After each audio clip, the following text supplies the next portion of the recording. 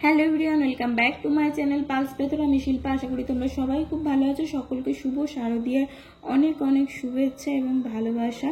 শুভ পঞ্চমী। সকলের পুজোটা অনেক অনেক ভালো কাটুক এই কামনাই করি। যতই পুজো আসুক, যত উৎসব আসুক, বেকার ছেলে মেয়েদের জীবনে সেই রকম আনন্দের ছাপ সেইভাবে পড়ে না। কারণ যতক্ষণ না নিজের স্বপ্ন পূরণ হচ্ছে ততক্ষণ না ঠিক মতো ঠিক উৎসবে মাতা যায় না। তার মধ্যে কিছু কিছু কথা আমাদেরকে অনেকটা বেশি চিন্তিত করে তোলে।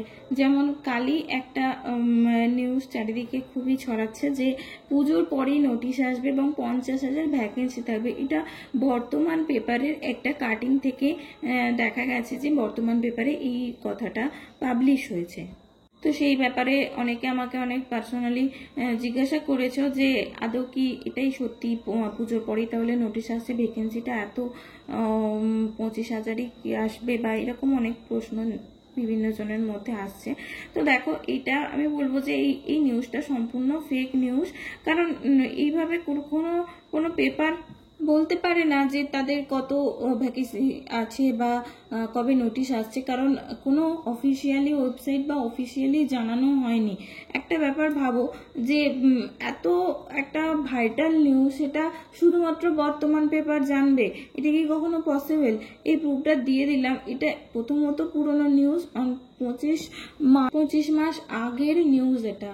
তো এরকম কোনো রকম খবরেতে কেউ বিশ্বাস করো না যতক্ষণ না ওয়েবসাইটে দেখছে বা অফিসিয়ালি কোনোভাবে জানানো হচ্ছে। কারণ এটা এইভাবে লুকিয়ে চুরিয়ে কখনোই আসবে না।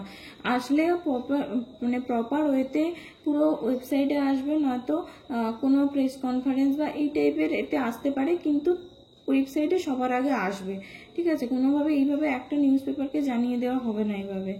আসল কথা হচ্ছে, ওনারা তো দীর্ঘদিন ধরে, কয়েক বছর ধরে একই কথা বলে যাচ্ছেন। যেখানেই যা কনফারেন্স হয়, যা কিছু হয়, সেই একটাই কথা বলে যান যে কেসের অজুহাতে দেওয়া যাচ্ছে না, খুব শীঘ্রই নেওয়া হবে। এই কথাগুলো কন্টিনিউ বলে যায়। তো এইগুলোকেই অনেকে হাতিয়ার বানিয়ে উল্টোপাল্টা নিউজ ছড়াচ্ছে। তো এইগুলোতে কেউ বিশ্বাস করো না। তবে হ্যাঁ, 25,000 ভ্যাকেন্সি আসবে কিনা বা কত ভ্যাকেন্সি আসবে আমার অন্তত জানা নেই। অনেকেই বলছো 16 থেকে 20,000 আসতে পারে, অনেকে বলছো 25,000 আসতে পারে, কিন্তু আমি জানি না বা আমি বলতে পারবো। মানে ঠিক অত বড় অ্যাস্ট্রোলজার আমি হতে পারিনি এখনো পর্যন্ত, বা হওয়ার ইচ্ছাও নেই। বা পর্ষদের কেউ আমার পরিচিত কোনো আমার রিলেটিভস আমার পর্ষদের নেই, সেজন্য আমি এই ব্যাপারে কিছু বলতে পারছি না। আর আশা করছি যারা বলছে তাদেরটা হয়তো কখনো কখনো মিলে যেতে পারে। কেউই কিন্তু ওইভাবে শিওর ভাবে যে কথাগুলো বলে, কোনো কথাই শিওর ভাবে বলা পসিবল নয়। আবারও বলছি, আগেও বলেছি, সবটাই কিন্তু প্রেডিকশন। কত ভ্যাকেন্সি আসতে পারে সেটাও প্রেডিকশন, আর কবে নোটিশ আসতে পারে সেটাও প্রেডিকশন। যারা যারা বলছে তাদের উদ্দেশ্যে বললাম। আর কাট অফের কথা অনেকে জিজ্ঞাসা করছো, বারবার একটা কথাই বলছি, এইভাবে কাট অফ জিজ্ঞাসা করাটা সম্পূর্ণ বোকামির কথা। মানে ভ্যাকেন্সি ছাড়া কাট অফ হয় নাকি? ভ্যাকেন্সি ছাড়া কাট অফ কখনো বলা যায় না। তো যাই হোক, যেটা হবে ভালো হবে। লড়াইটা করছি, লড়াইটা করব, শেষ পর্যন্ত দেখবো, যেটা আছে কপালে দেখা যাবে। আশা করছি পুজোর পরেতে আবারও আমাদের লড়াই চলবে। সকলে সেই লড়াইতে সামিল হও। যারা এখনো পর্যন্ত একবারও আসুনি, এটা মানা যায় না যে 2 বছরে একবারও আসতে পারবে না। অবশ্যই চেষ্টা করো পরবর্তীকালে যে লড়াইগুলো আমাদের একসাথে লড়তে, তাহলেই কিন্তু নোটিশ আসবে। আর ভ্যাকেন্সিটা মোস্ট ইম্পর্টেন্ট একটা। আর এই ধরনের ভুয়ো খবরে পাত্তা দিও না।